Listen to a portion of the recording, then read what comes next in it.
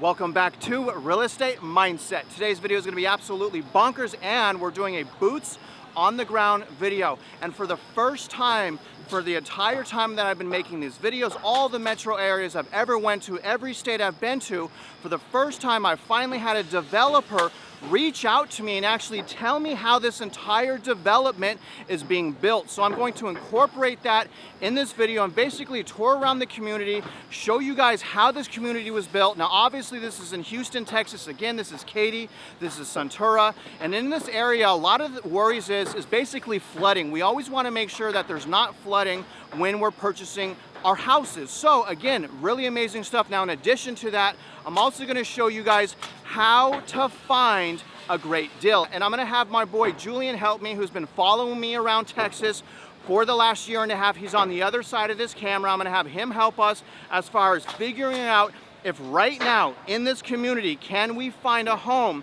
that's being sold at fire sale prices. Now in addition to that, I'm also going to give you guys a tour, but where I want to start is by going over the national averages for new home building. And if you guys can, for all of this effort, don't forget, like this video, subscribe if you haven't already, shoot me a comment below, but either way, I hope you guys enjoy. Let's talk about some national stats, but I wanted to show you where I'm at.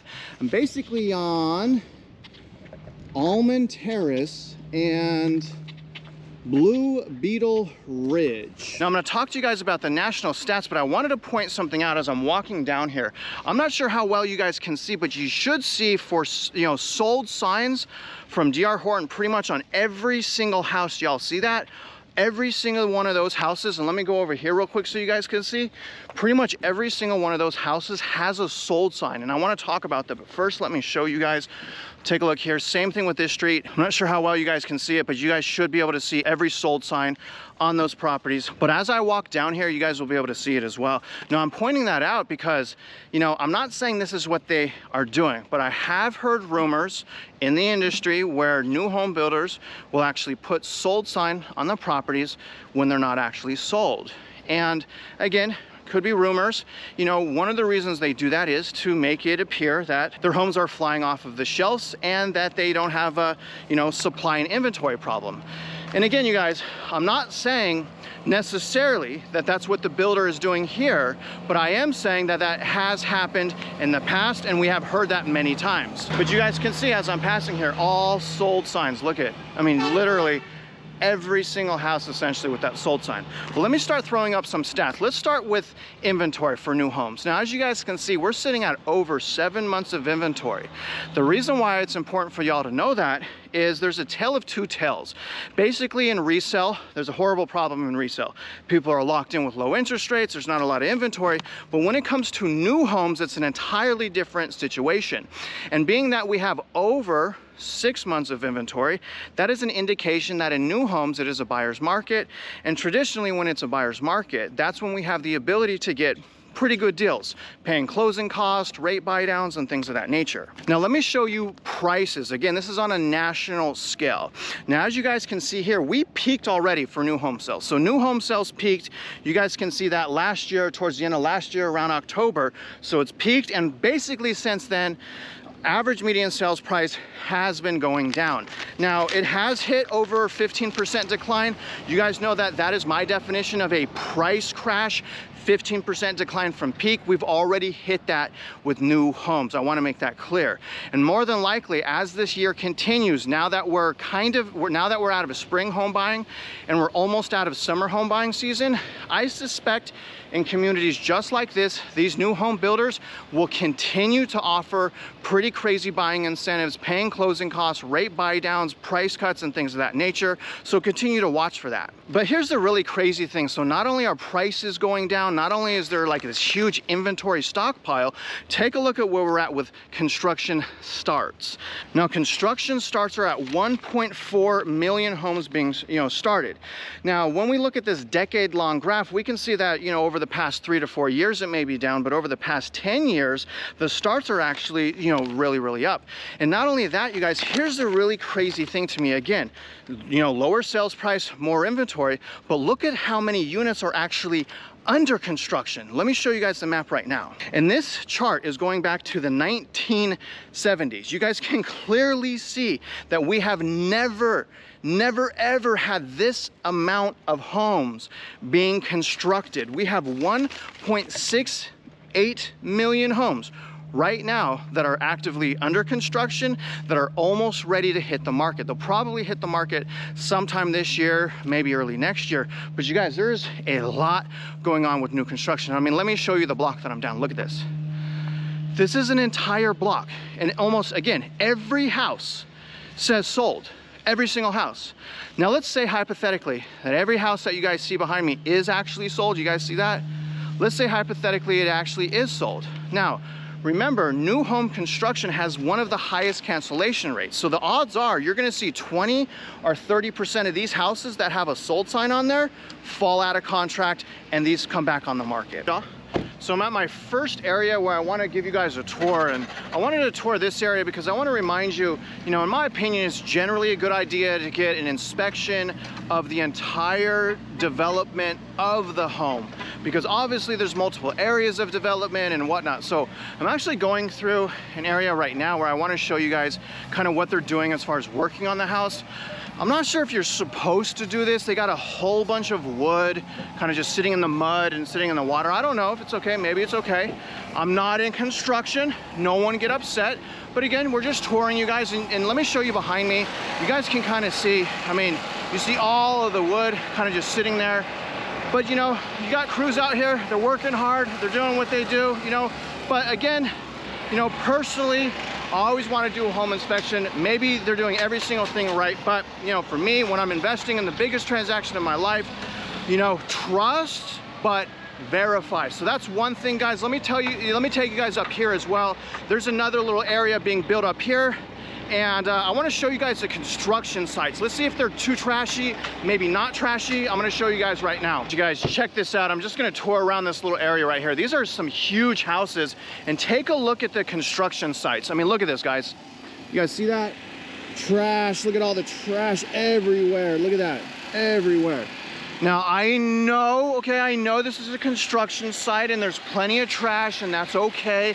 And I also understand that doesn't demonstrate the quality of construction. I'm just saying, personally, you guys, I don't like trash. I hate trash in the front of these sites, of these lots, because to me, in my personal opinion, it tells me that, it shows me whether or not the builder is taking pride in construction. So you can see there, you see all the trash there, that's a little bit more clean. But if I'm a buyer and I'm walking my new neighborhood and I see something like this, I don't feel good about it. That's what I'm saying. When I'm, buying something this magnitude, I don't want to see all of this trash lying around. You guys know what I'm saying? Because it gives the impression again, this is my opinion, it gives the impression that they really don't care about the quality of the build. That is an impression. That does not mean that it is true. But look at here, look at this. I mean, there's alcohol bottles, look, beer bottles, so again, if I'm walking and I see this and I see beer bottles and stuff like that, what do I think? I'm thinking that the construction workers are getting drunk while they're working on my house, right? That's what I would think if I'm a customer. So, you guys can see again, right back here, this development, y'all, is massive. This is a huge development. You can see they got all kinds of stuff to build all around here as well. Lots of building going on right now. I mean, there's, I don't know how many builders. I think there's over 15 builders here. So there's all kinds of price options, as you guys can see. Let me see if I can find another area to give you guys a tour. And obviously I'm giving you a tour of the construction process. I think the construction process, to be honest, we need to talk a lot more about that and how to safeguard ourselves as buyers. And again, one of the primary ways to do that is an inspection throughout various stages of these construction. And that takes the guessing out, right? We don't want to guess how they're doing. We want to know that they're doing a great job. So I'm walking down another neighborhood right now. Now, this is DR Horton. Now, these lots are way better. Do y'all see what I'm saying? Look at how clean these lots are. So I know, again, it's not an indication, it doesn't tell us if they're building these homes right, but at least it's an indication of that pride of construction. Look at this as well. Look at, there is a little bit of trash over there, but look at that. Very, very clean. So I really, really like this part of the neighborhood.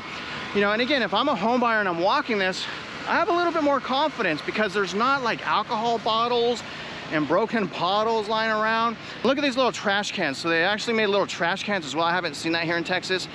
I mean, you know, much cleaner, much better. Again, you know, still, that doesn't supersede the need for an inspection, but again, it settles my personal nerves a little bit. And again, I'm walking down here, you can see same thing here. Look at that.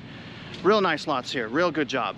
Good job on this part, DR Horn. I will give you props when it's deserved. Let me show you guys here. I mean, I'm really impressed, to be honest. You guys know, I'll give them props if I really think that. Look at how clean. Really cool. Let's, really cool stuff. Let's keep the tour going. Here's another little street under construction. I'm walking down.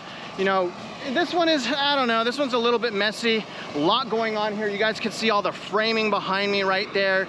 A little bit trashy. You know, this is kind of how they're storing the materials.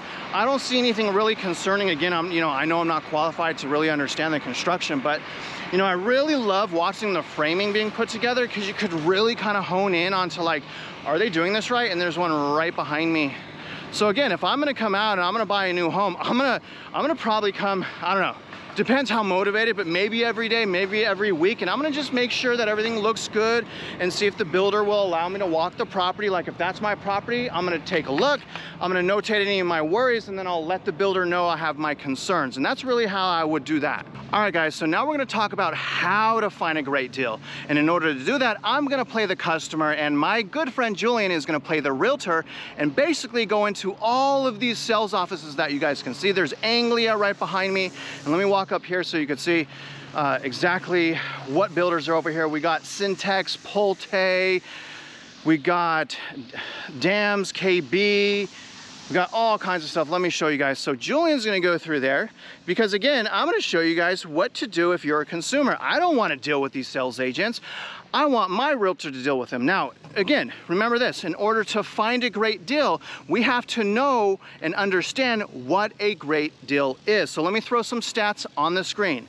Now you guys can see from this market analysis that back in 2022, there were 209 homes sold in this development. And I understand that was by different builders. Obviously, we have to look closer into it, but the price per square foot gives us a general idea of whether or not we should spend more time on looking if something is a great deal. But going back into the information, you guys can also see that the average home sold for $181 a square foot back in 2022. So essentially what Jullian's job is going to be is to go to all of these sales offices and try to find us existing inventory for homes that are under $181 a square foot. I'm ready to get it. Let's make it happen. Let's get some deals going. All right, brother, have fun. As he's doing that, I'm gonna take you guys on a tour around the community and basically kind of look at the development, look at the construction, and I also wanna show you guys and tell you guys basically how the developer made this community and safeguarded it from flooding. I'm gonna talk about what the developer told me as far as how they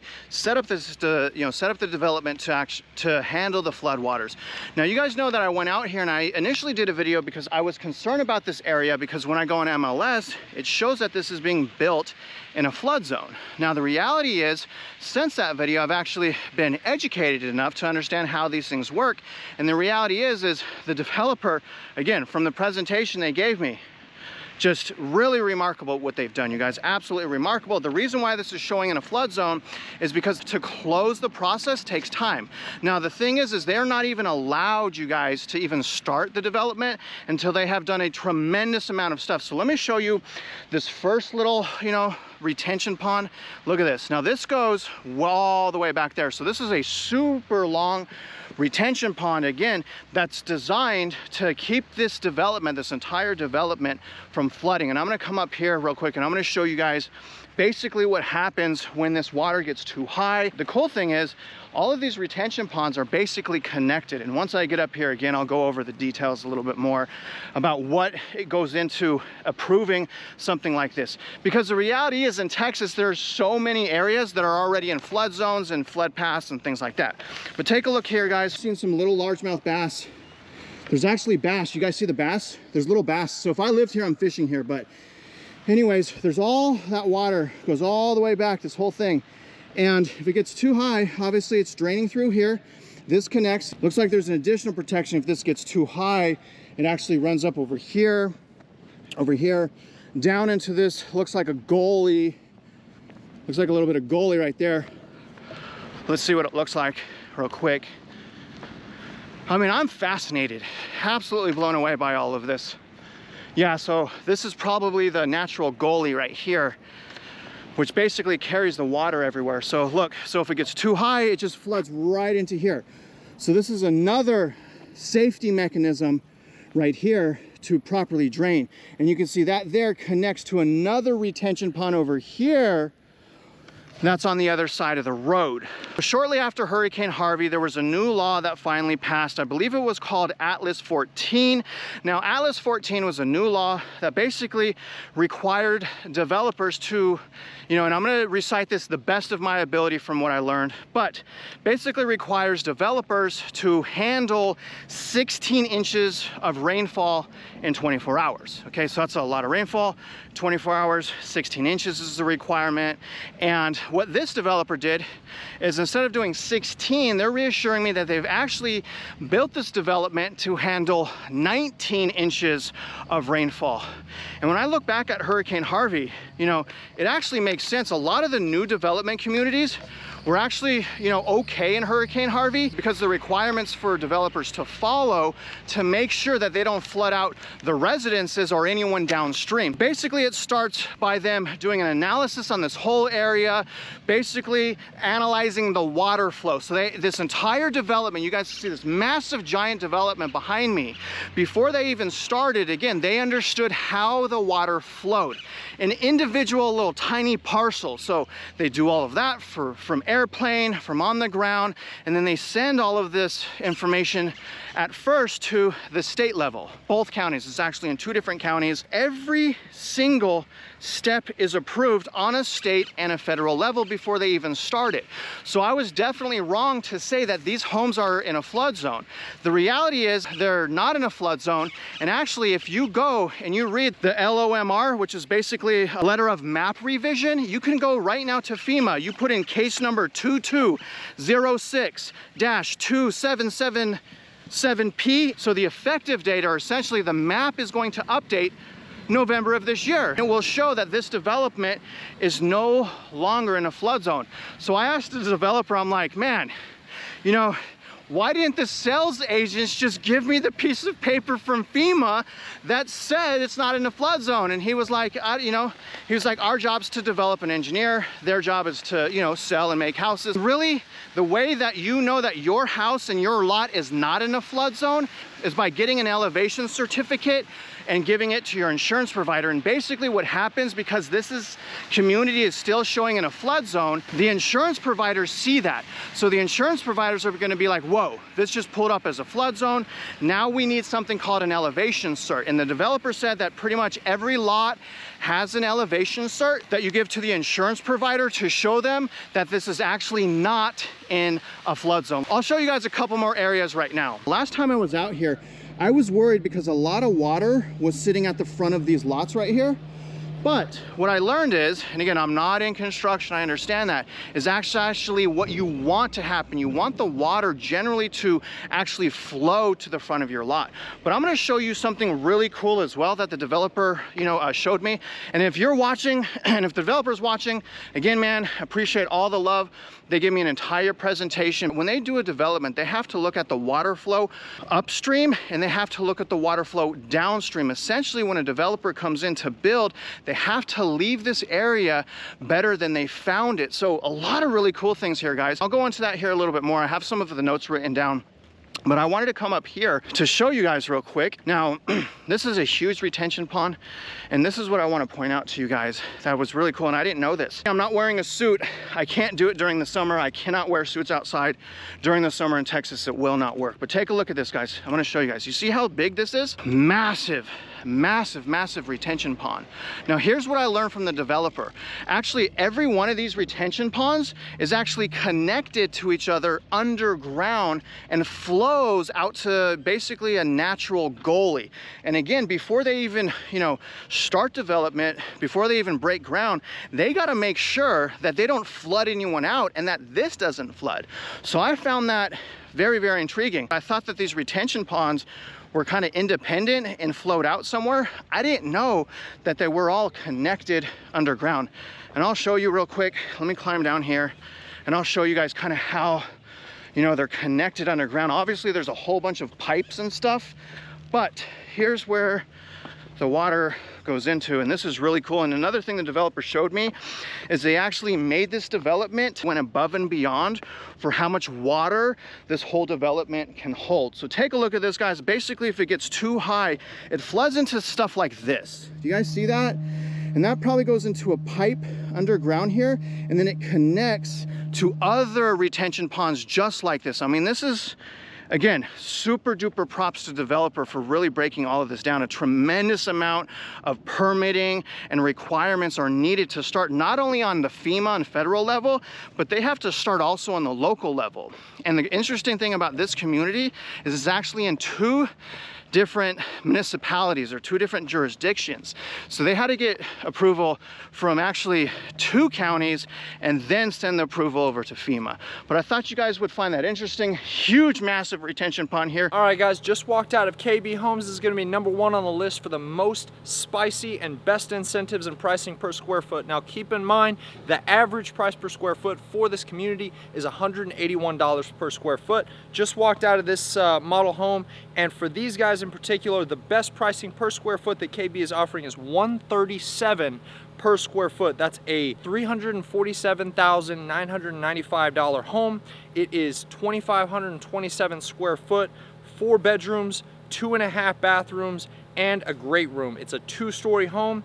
The incentives that these guys are offering on this home is 9 foot, either one of 2 options, 9 foot ceilings plus 3% towards your closing costs, or 4.5% of the sales price towards your interest rate buy down. Every week they also have little specials such as throwing in a tub and shower combo. And then also keep in mind that for the to-be-built homes, their lots are ranging anywhere from $6,000 to $20,000. Now we're gonna take a walk this way. Castle Rock unfortunately wasn't there whenever I visited them, so we're gonna go and get the information on Ashton Woods right now. Let's go. Just walked out of Ashton Woods here. Very friendly sales counselors, I have to admit. Now the best pricing per square foot these guys are offering is $145 per square foot. That's a 4-bedroom, 2.5 bathroom home, and it is at 2,905 square foot. They're offering that home at $424,000, and that is a 2-story home. The incentives that these guys are offering in here is $10,000 towards your closing costs, or you can use that towards your interest rate buy down. Another thing that I thought was cool is that if you finance with their in-house lender, then they offer you 2 years of no refinance fee. So after you close on your home, you have 2 years where you can refinance completely free. They won't charge you an origination fee. And these guys wanted me to throw in that what they push and what they market is their personalization options and their quality of construction. All right, guys, we're here in front of Adams Homes. Adams Homes is offering the best deal that they have on the market right now is 2,525 square foot. It is a 5-bedroom, 3.5 bathroom home, 2-story. Of course, you're typically going to find the best pricing per square foot on your 2-story homes. This home in particular is going for $422,900, and the incentives that these guys are offering is number 1, the fact that it's in a KD school district. There is 2 school districts zoned to the Sunterra Community. They're offering $2,000 towards your closing costs, plus they're paying for the owner's title policy. All right, guys, here at Centex Homes, the best price per square foot and incentives that they have to offer is the Masilla floor plan. It's a 4-bedroom, 3 full bathrooms. It's 2,682 square foot. This home is selling for $394,268. It is a 2-story, and the pricing per square foot on that home is $147. Now, also some of the incentives that these guys are offering is $10,000 off of the price of the home, whatever's listed. Also, $10,000 towards your closing costs if you finance with their in-house lender, and they're also offering $5,000 for a BTSA for the realtors, which is a bonus to the selling agent. We're in front of the Anglia Home model now, and the best price per square foot, according to the sales agent, the best deal that they have to offer is the Epsom floor plan. It's 1,931 square foot. Base price, the cheapest base price that they have to offer is $344,990 at $178.65 per square foot. The incentives that these guys have to offer is 3% towards your closing costs, plus the owner's title policy will be paid for by the builder. on a to-be-built product. They also have an option, two different options for $10,000 for free upgrades, plus a $2,000 bonus to selling agent, plus a $4,000 discount point. That's for buying your interest rate down, or you have the option to do straight up $15,000 in upgrades for your home to be built. And since Travis is refusing to represent anybody with buying, selling, or leasing in the Houston area right now, just wanted to let you guys know that I am here available if you guys have any questions, concerns, or if you need a second opinion. I'm still out here fighting for my clients, getting them the best deals and making sure that they are not being taken advantage of. If you have any questions, my information will be below. Don't hesitate to reach out, and good luck out there, guys. In conclusion, again, the first thing I want to say, big shout out to the developer. I wish that every time I did these videos that either a builder, developer, engineer would meet with me so that I can properly explain to the viewers on how the construction process is made with development. So big shout out to you, sir. Again, you guys, this is Sunterra here in Katy. I will not represent people. You guys understand why. Again, Jullian's here if you guys want to get a hold of him. I've been getting your emails. I'll let you know just as soon as I get back into real estate. I am out of real estate. But in conclusion, overall, the Sunterra community, I can tell you that in my opinion, the developer put quality care and attention into this development. I'll also say that, you know, from listening to Jullian, these builders are starting to offer pretty crazy buying incentives right now. And I also believe that as we move into 2023, especially into fall and winter buying season, that these deals that he just mentioned to you will only get better. So I still believe at this point, the longer that we wait, the better deal we will get. Now, as we wait, what do? We increase our purchasing power. We make sure that our FICO score or our credit score is the highest it can be. Many ways to do that is play the credit card game. Make sure your credit cards are all paid down under 30% of your credit line. Another thing, save your money. In order to sometimes know how to save money, we have to see how we spend money, and we have to set goals aside to save money as well. So hopefully you guys are saving money. And also don't forget, make as much money as possible. Overtime, bonus, commission, second job, and self-employment require a 2-year history generally to use that to qualify for a loan. So just make sure, again, you guys that are on the sideline, don't get discouraged, stay hopeful, and definitely make sure that as we go through this process and as we go through this story, that you're becoming a stronger and more educated consumer every single day. And other than that, guys, if you're out there investing in real estate, you know I wish you luck, and I hope you win.